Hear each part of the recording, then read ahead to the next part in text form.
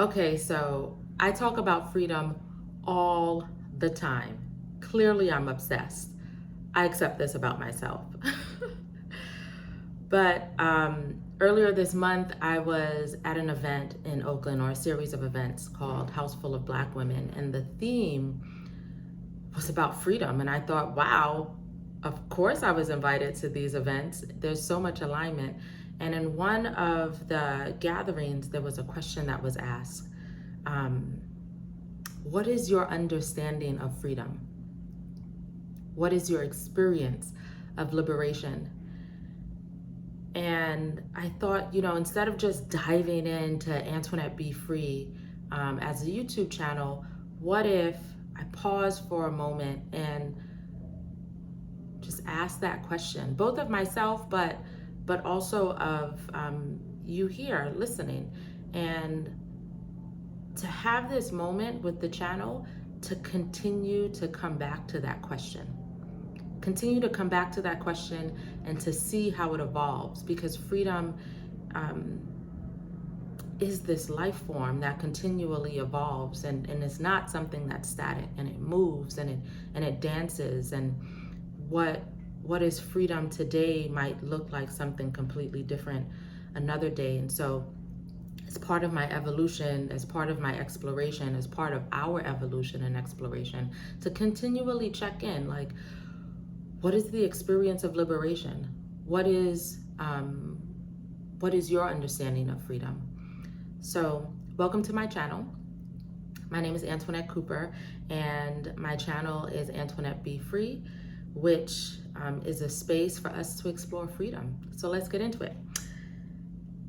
When I think about freedom and where this obsession began, I remember in high school when I was applying to colleges, the college advisor brought me into her office and asked, what schools I was interested in. And I didn't know the first thing about the different colleges in the US. But I knew Harriet Tubman.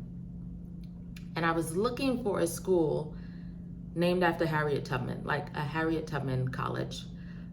So even then, I had this obsession with freedom and with freedom fighters, or with not even freedom fighters, but people that were so clear that freedom was theirs, and that freedom was there all of the time, and their intention in the world was to reclaim it, to be in alignment with it, to be unshakable and unmovable in the presence of freedom. And even at this event in Oakland, the presence of Harriet Tubman was there, of course. And we got to sit with that question. I think for me, it might be, in this moment, what freedom is that sense within oneself where the exhale is present, where all is well, where there is balance, where there is no longer the need to strive to be different. There is not even the externality. There's this alignment with the self. And when one can honor that alignment with the self, that for me is freedom. And so when I've moved through systems, or even family structures and family networks, or jobs, or being in the presence of some people, and there's this like out of alignment, that is not freedom. Like my spirit says, wait a second, something's off.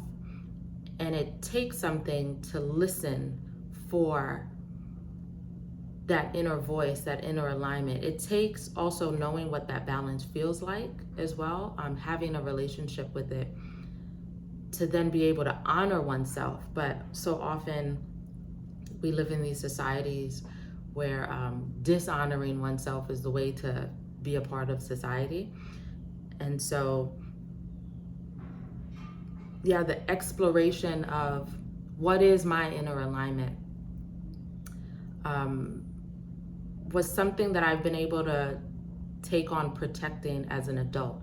I know that as a child, my inner alignment, speaking from my inner alignment, sometimes got me in trouble. And so for my upbringing, being aligned with what was freedom, my spirit speaking, this is where you are to be, this is where wholeness resides, that landed as rude in my environments, and like that just was beat out of me. So we're not really trained or encouraged to pursue that path of what is freedom. And I was looking up also freedom manifestos because I have a sanctuary manifesto in my place. There's a sanctuary manifesto there, and I read it often. And it was shaped out of this collective of folks coming together to interrogate and converse around what is sanctuary, and then create a manifesto. And each manifesto item, like some are in deep relationship with one another, and some are different nuances of certain ideas, and some look like they couldn't coexist, and yet they do. And so I was looking up, are there any freedom manifestos that exist out there? And there's a book actually called The Freedom Manifesto. And that one seems so rooted, and I haven't read the book, but the title alone was speaking about our systems, like written from that place, and our relationship within these capitalistic systems. And I found the title very limiting. And again, I haven't read the book, but that had me think this obsession with freedom comes from my ancestral relationship of coming from a people that have been denied freedom for centuries. And that, of course, speaks to why I'm obsessed with freedom. Like, in my bones are centuries worth of ancestors that haven't gotten to express what freedom looks like for them, what freedom feels like for them. And so all of my DNA is really just like committed to the expression of that. And so I think about, what would it look like to create a freedom manifesto, written, spoken, declared from voices in the margins, like to expand the margins into this manifesto. And also for us to be really conscious of our relationship to freedom and developing that relationship with freedom. So that's where I am right now with this question of, what is your understanding of freedom? I remember in Oakland at the House Full of Black Women event, one of the responses was, freedom is living without fear of death at the hands of state violence. And that also deeply contributed to the voices in the margins. How would they speak of freedom?